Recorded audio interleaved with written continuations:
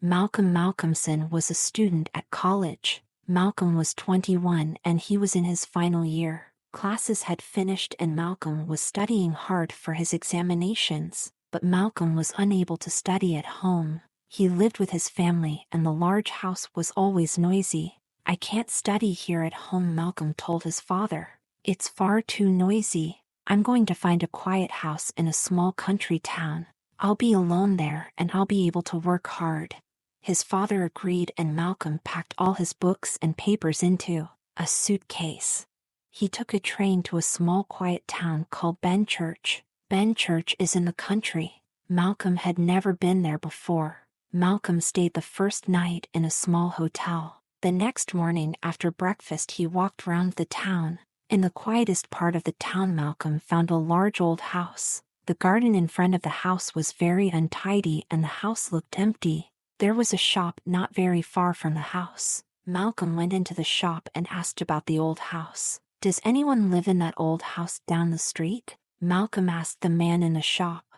"The house is empty," replied the man. "No one has lived there for many years. Go to the lawyer in the high street. He knows about the house. He'll be able to help you." Malcolm walked back to the high street. The lawyer's office was near the hotel. Malcolm went into the office and met the lawyer. "That house has been empty for many, many years," the lawyer told him. "There is a story about the house. People say strange things about it. No one wants to live there." "I am a student," Malcolm replied. "I want to study hard and I'm not worried about stories. I like that old house and I want to live there. It's very quiet and I'll be able to work hard at my studies." Malcolm gave the lawyer enough money to rent the house for a month. The lawyer handed him the keys to the house. Malcolm took the keys and walked back to the hotel. He packed his suitcase and got ready to leave. "I'm leaving now," he told the woman who owned the hotel. "Are you leaving the town?" the woman asked him. "No," replied Malcolm, "I'm going to stay here in Benchurch. I have found an old house. It's very quiet and I'll be able to work hard there." The woman asked him about the house. When Malcolm told her, she looked frightened. "You can't live there," she said. "You can't live in that house. That's the judge's house." "Why are you so afraid?" Malcolm asked her. "What is wrong with the judge's house? Tell me about it."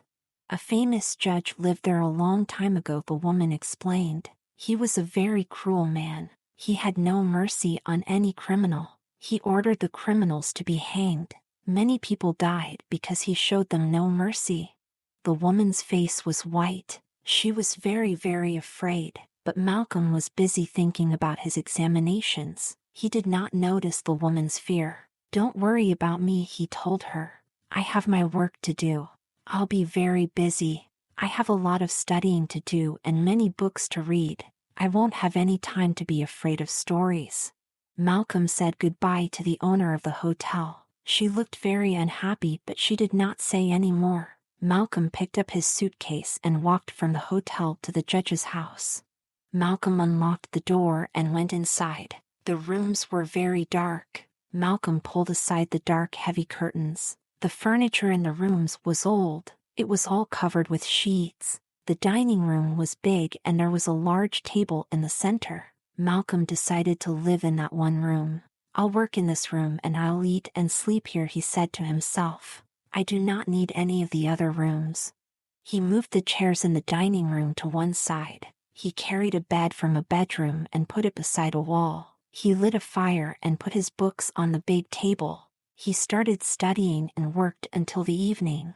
In the evening he prepared some supper. After supper it was beginning to get dark. The daylight was fading.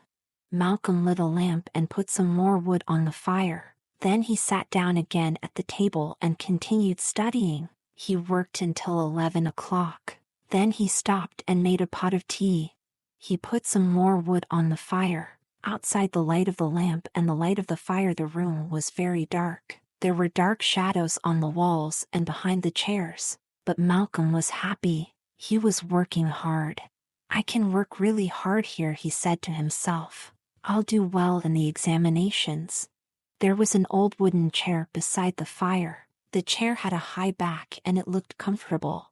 Malcolm sat down in this chair and drank his tea. At first the house was very quiet. There was no noise in the room at all. But then Malcolm heard a noise. He listened carefully. The noise was getting louder. "Rats," said Malcolm to himself. "The light from the fire and from my lamp frightened them away at first. Now they have become used to the light. They are no longer afraid. They have come to look at me. They want to know who I am."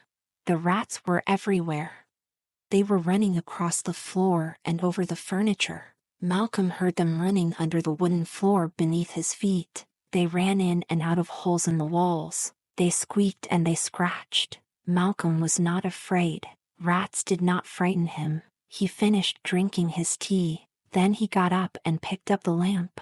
He walked round the room. He lifted the lamp high and looked at the walls. There were some old paintings hanging on the walls. The paintings were covered with dirt and dust. Malcolm was unable to see them clearly. The rats were watching him. He saw their bright eyes shining in the lamplight. When he came too near them, the rats ran quickly away. Then Malcolm saw something very strange. There was a rope hanging beside the old wooden high-backed chair. The rope hung from the ceiling between the fire and the chair. The rope was fixed to a big alarm bell on the roof of the house. If anyone pulled the rope, the alarm bell rang. Malcolm went back to the fire and sat down on the chair. He drank another cup of tea. Then he went back to the big table and read some more books. The noise of the rats continued, but he did not notice it. Malcolm sat reading for hour after hour. Suddenly, he looked up from his books. Something had happened. He listened carefully. The rats had stopped their noise. There was complete silence in the room. Malcolm looked at the fire. He had forgotten to put more wood on, and the fire was almost out.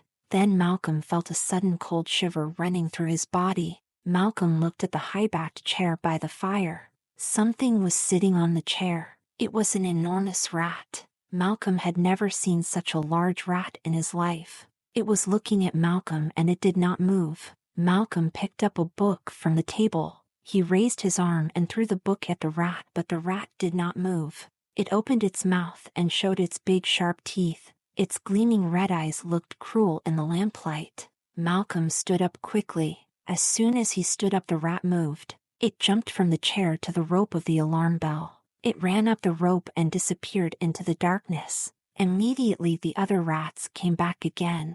They came out of the holes in the walls.